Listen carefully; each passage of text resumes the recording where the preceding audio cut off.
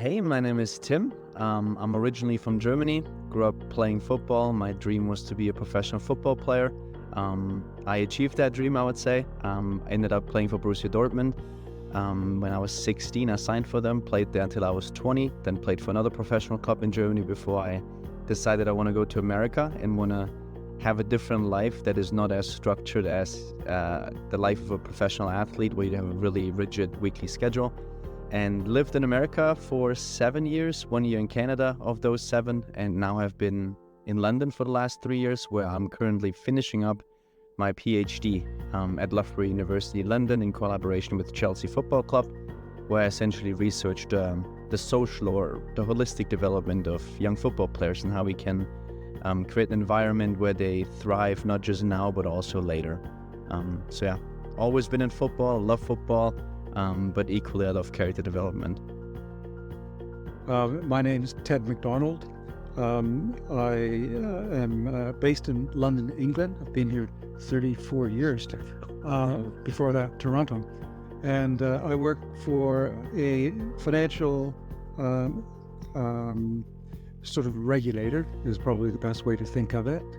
And before that I spent my lifetime in wholesale banking in Canada and in Europe.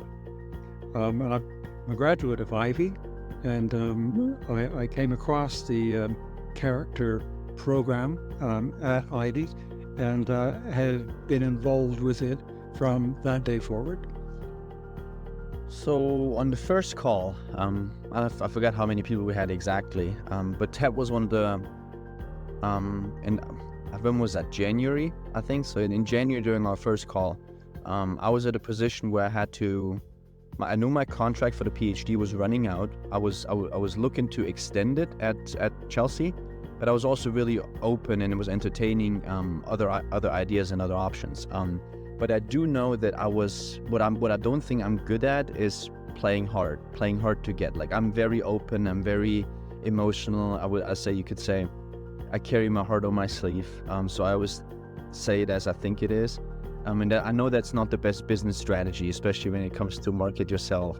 And then Ted, who's worked in the industry at a very, very high level for almost like 4 or 5 decades, struck me immediately as a person. I'm like, wow, he's seen stuff, and I would just love to chat with him. He was looking at moving from an educational role, and before that it was sort of a student role, and it sort of had job elements, but it wasn't like a career job the way you might normally think of when you set off in a business career of some kind. But he saw that coming his way as a professional coach, and the business of it and the negotiation skills to get it, which is what he was keen on. And he thought right away that perhaps I could be helpful with that. I know that crossed his mind. He told me that. But also generally he saw that I'd been involved in the program for quite a while, somehow or other, and I thought that would be interesting as well. And then as you talked about the partner feature of Virtuosity, I was like, one thing that does bring us together is, despite our big age difference, is we both still invest in ourselves and see character as something we can develop and want to develop. And so I was like, yeah, that's enough for us to actually hit it off, or like, a good foundation for us to build a partnership. And what came on top of that was the fact that he also lives in London, a little bit away from where I live in London, but he still lives in London. So I said, you know what, I'm just gonna ask him if he would mind partnering with me. And then I reached out to him and he got back to me. He's like, Tim, I didn't think I was going to do this, but it sounds like a great fit. So that's how it started. And I thought right away, yes, let's do this. So I wasn't thinking about partnering when I joined. I didn't know that was going to be one of the things we would do. I was going to ask my wife my own partner to provide feedback now and then, because it's always like on the money. And but then Tim came out of the blue. And so what we've been doing is we've had roughly monthly calls where we just talk about our our dimension that we're working on right now, what we found challenging. You obviously share, and I think that's a big one too, is the accountability tool. So whenever I complete my daily report in the evenings, and I share it with them, oftentimes at like 10 p.m. I had forgotten it throughout the day, and then I get the reminder, oh, Ted shared his report with you, and so I'm like, oh, I gotta still do that. So it's been good from an accountability perspective, but also from a life perspective.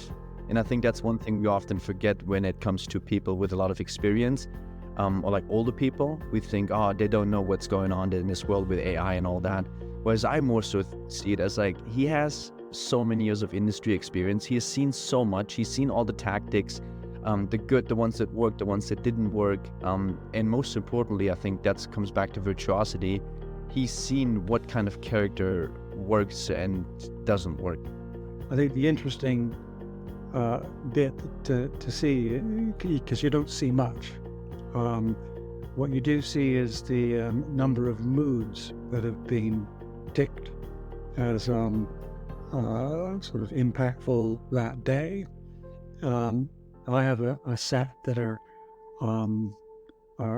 pretty much always there, and I would say it's pretty stable and continuous, like same old, pretty regular. And Tim is different because of what he's doing right now. Educationally, it's the end of the PhD program where you're cracking out that thesis, and it's fine, tedious work. There's a bit more swinging going on, and there's a big job change that he was negotiating. That's a big thing.